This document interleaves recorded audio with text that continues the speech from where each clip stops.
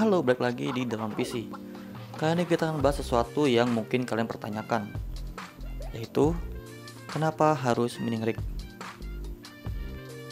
Nah, jadi di 2021 ini hype banget mining rig ini.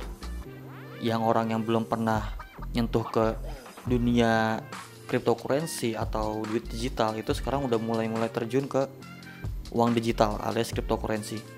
Sebenarnya mining rig ini udah tenar dari 2017 dan gue pun builder di 2017, 2018, 2019, 2020 sempat down, lalu 2020 akhir sampai sekarang itu benar-benar meroket lagi.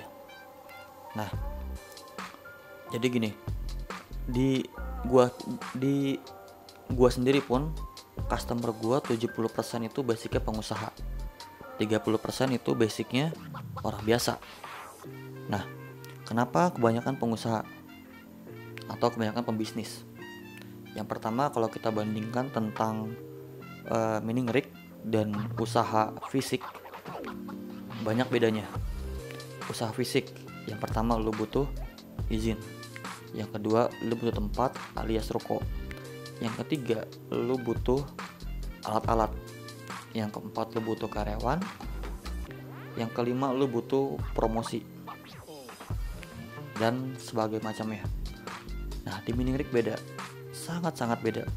Lu hanya butuh tempatnya itu nggak spesifik kan. Mining rig nggak bisa taruh di rumah lu, di kamar lu, di gudang lu, di atap rumah lu, itu bebas. Terus listrik itu kan berdasarkan pemakaian rig tersebut. Kalau lu cuma pakai satu mining rig atau dua mining rig yang dimana rumah lu itu udah 2.300 atau 3.300 atau 4.500, itu rata-rata nggak upgrade listrik lagi. Jadi untuk mining rig hanya 2, sedangkan untuk usaha fisik ada 5 perbedaannya di situ. Jadi lu beli mining rig, lu rakit sama builder atau lu merakit sendiri, tinggal lu colokin kelar. Sedangkan kalau usaha fisik itu dari mulai izin, tempat, karyawan, alat-alat, sampai promosinya itu harus dipikirin semua. Nah, lanjut ke permasalahan balik modalnya. Balik modalnya ini kan beda-beda sama kayak usaha. Usaha fisik pun balik modal bisa 2 sampai 3 tahun, sampai 5 tahun, sampai 4 tahun. Nah, mining rig ini balik modal ini kan tergantung pembuatan lu di awal dan planning lu seperti apa. Nah, makanya lu dari awal tuh bisa pilih lu mau pakai VG apa. Jangan VG apa dulu deh. Lu mau rakit sendiri atau pakai builder. Nah, di sini lu milih nih mau pakai builder atau mau rakit sendiri. Kalau rakit sendiri itu lu punya chance resiko lu ini salah hardware, salah beli barang, dan salah optimisasi. Itu bisa pengaruh ke hasil nanti dan keawetan hardware itu sendiri. Lalu kalau lu pakai builder itu mereka udah tahu apa yang mereka lakuin, lu tinggal sebutin budgetnya aja berapa, ntar lu konsultasikan ke mereka, lalu mereka yang buatkan. Itu lebih simpel. Nah, lalu ke listrik atau tempat, itu mah udah rata-rata sih pakai rumah atau tempat usaha mereka dijadiin mining rig. Nah, untuk BEP-nya atau ROI-nya atau balik modalnya itu kalau mining rig kan berdasarkan seperti gue bilang tadi, pembukaan seperti yang gue bilang tadi, planning di awal, lalu harga ETH ini kan harganya apa ya namanya, wave lah, kayak ombak, naik turun, nggak stabil. Beda sama usaha pun sama, naik turun. Tapi untuk sekarang rata-rata untuk mining rig itu balik modal satu rig itu di 15 sampai 17 bulan itu udah balik modal rata-rata ya. Itu kalau dengan harga ETH yang gua hitung saat ini. Kalau ETH naik lagi atau sejam lagi naik lagi itu beda lagi. Nah, beda di situ.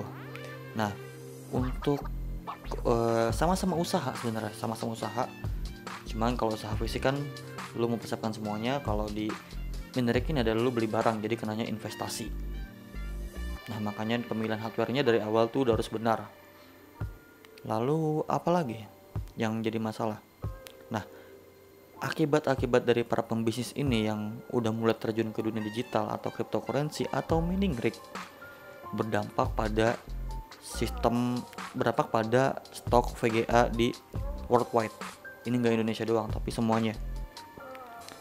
Karena gue bekerja di distributor pun, VGA dari Cina pun susah barangnya. Dapat kuantiti cuma dikit, kayak 50, 60 segitu sekali. Itu pun sebulan sekali masuknya. Nah, akibat dari para miner ini atau pembisnis yang terjun ke dunia mining ini, stok VGA pun udah mulai pada kosong, akhirnya harga naik. Nah, kalau dibilang karena miner, ya emang karena miner. Karena permintaan banyak, pasar yang nggak cukup, akhirnya dari pabriknya naikin harga, terus impornya naikin harga lagi, terus distributor naikin harga lagi, seller pun naikin harga lagi. Seperti itu sistemnya. Jadi ya hukum jual beli berlaku. Siapapun yang punya duit itu bisa dapat apapun. Berlaku pun di miner ini juga, berlaku pun di dunia miner juga. Lu punya duit banyak, lu bisa dapat VGA banyak. Nah, kalau beli satu mah lewat sama yang beli puluhan. Lu perhitungan pendapatan miningnya gimana, Bang? Nah, di sini gua kasih contoh, yaitu 1660 Super. Nah, 1660 Super ini adalah 31 MHz. Nah, satu rig itu kan isi 6 VGA standarnya. Bisa sampai 12 VGA. Ini sini gue pakai format 6 VGA aja. Jadi 31 dikali 6 itu 186 MHz. Nah, lu buka miner start, terus lu ke ETH kalkulator, lu masukin di sini 31-nya.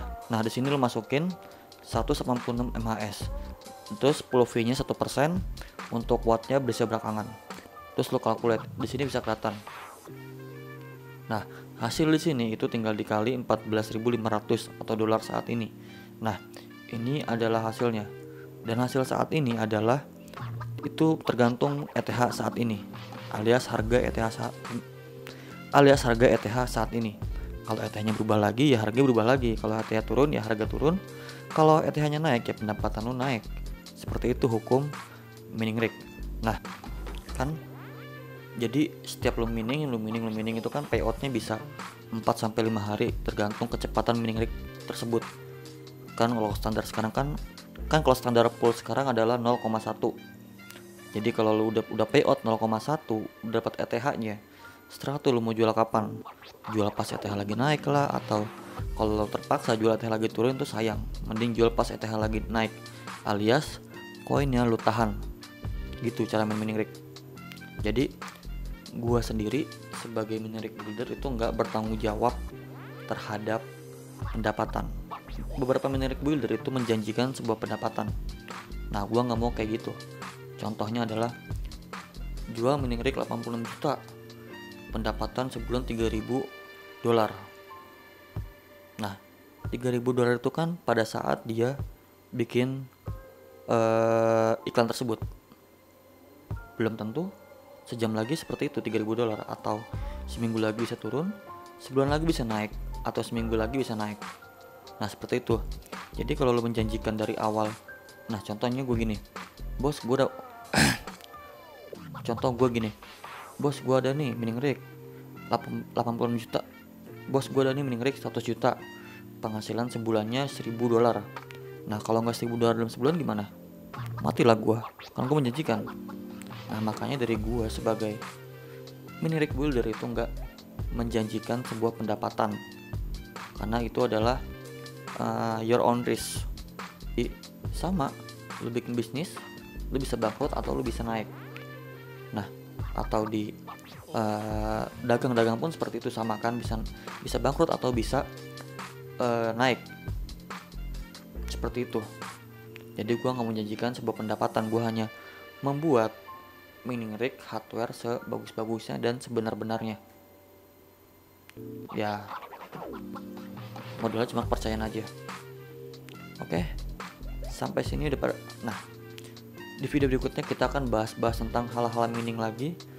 Sampai ketemu di video berikutnya. Bye. Gua udah PC, cabut.